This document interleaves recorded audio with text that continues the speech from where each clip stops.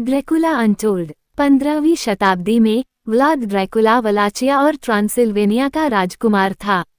एक बच्चे के रूप में वो ओटोमन साम्राज्य के सुल्तान का शाही वार्ड था और उसे सुल्तान की कुलीन जनस्वी कोर में एक सैनिक बनने के लिए प्रशिक्षित किया गया था, जहां वो उनका सबसे खतरनाक योद्धा बन गया, जिसने Vlad the impeller, son of the dragon का उपनाम कमाया, लेकिन अपने ही कार्यों से बीमार हो गया और अपने अतीत को त्याग दिया।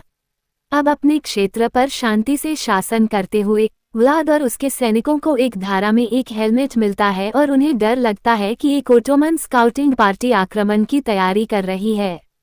धारा ब्रोकन टूथ माउंटेन की ओर जाती है। उन पर एक गुफा के अंदर एक मानव प्राणी द्वारा हमला किया जाता है जो व्लाद के अनुचर को मार देता है। व्लाद मुश्किल से बच निकलता है और अपने महल में वापस आता है, जहां वह रोमानियाई रूढ़िवादी चर्च के एक स्थानीय भिक्षु ब्रदर लुसियन से सीखता है कि वो प्राणी एक पिशाच है। एक बार कैलिगुला नाम का रोमन सेनाओं का एक जनरल था, जिसे सत्ता के लिए एक राक्षस ने धोखा दिया था, लेकिन वह गुफा में फंस गया था। व्लाद अपनी पत्नी मिरेना और बेटे इंगेरास के साथ एक रूढ़िवादी ईस्टर दावत मनाता है क्योंकि एक ओटोमन दल महल में आता है। हताश होकर व्लाद मास्टर वैम्पायर से मदद मांगने के लिए ब्रोकन टूथ माउंटेन पर लौटता है। वह प्राणी उसे अपना खून देता है, जिससे व्लाद को अस्थायी रूप से वैम्पायर की शक्तियां मिल जाती हैं। अगर वह 3 दिनों तक मानव रक्त पीने की तीव्र इच्छा का विरोध करता है, तो वह फिर से मानव बन जाएगा, अन्यथा वह हमेशा के लिए वैम्पायर बना रहेगा और प्राचीन वैम्पायर को मुक्त कर दिया जाएगा। व्लाद प्रस्ताव स्वीकार करता है और उसे अलौकिक शक्तियां और चमगादड़ों के बादल में बदलने की क्षमता दी जाती है। जब वह महल में लौटता है तो ओटोमन सेना हमला करती है, लेकिन व्लाद अकेले ही उन सभी को मार देता है। फिर वह महल के अधिकांश लोगों को सुरक्षा के लिए कोजिया मठ में भेज देता है। उस रात ओटोमन सेना मठ पर चढ़ाई करती है। व्लाद उन्हें पीछे हटाने के लिए चमगादड़ों के एक विशाल झुंड को आदेश देता है।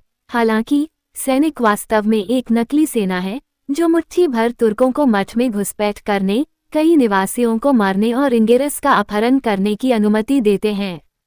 मिरेना अपने बेटे की रक्षा करने की कोशिश करती है और मठ की दीवार के किनारे से गिर जाती है। अपनी अलौकिक गति के बावजूद व्लाद समय पर उसके पास नहीं पहुंच पाता। मरते हुए मिरेना व्लाद से विनती करती है कि वो सूर्योदय से पहले उसका खून पी ले और उसका श्राप हटा दे ताकि उसके पास अपने बेटे को बचाने की ताकत हो। व्लाद अनिच्छा से उसका खून पीता है, जिससे उसका अंतिम परिवर्तन एक पूर्ण रक्त वाले पिशाच में होता है और ऐसा करने में उसे कैद करने वाली जादुई सील को तोड़कर मास्टर वैम्पायर को उसकी गुफा से मुक्त कर देता है। व्लाद मठ में वापस आता है और बचे हुए लोगों को पिशाच में बदल देता है, इससे पहले कि वह सूरज को अवरुद्ध करने के लिए काले तूफानी बादलों का निर्माण करे। ओटोमन सेना के शिविर में महमेद ईसाई यूरोप पर बड़े पैमाने पर आक्रमण की तैयारी करता है। व्लाद और उसके पिशाच आते हैं और हर सैनिक का कत्लेआम करते हैं, जबकि व्लाद खुद महमेद के पीछे जाता है, जो इंगेरस को बंदी बनाकर रखता है। ये जानते हुए कि पिशाच चांदी से कमजोर होते हैं, महमेद अपने तंबू के फर्श पर चांदी के सिक्के बिछाता है और चांदी की तलवार से उससे लड़ता है। वह व्लाद पर हावी हो जाता है और एक लकड़ी के खंभे से उसके दिल को छेदने की तैयारी करता है, लेकिन व्लाद उसे चकमा दे देता है। वो खंभे से महमेद को मार देता है और उसका खून पी जाता है।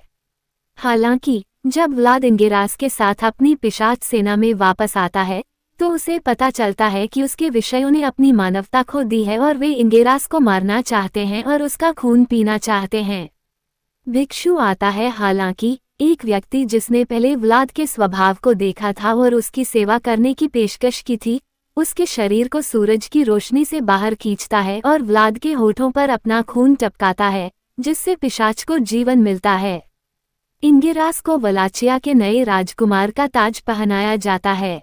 वर्तमान समय में व्लाद लंदन में मीना नाम की एक महिला से मिलता है। मास्टर वैम्पायर उन्हें जाते समय दूर से देखता है।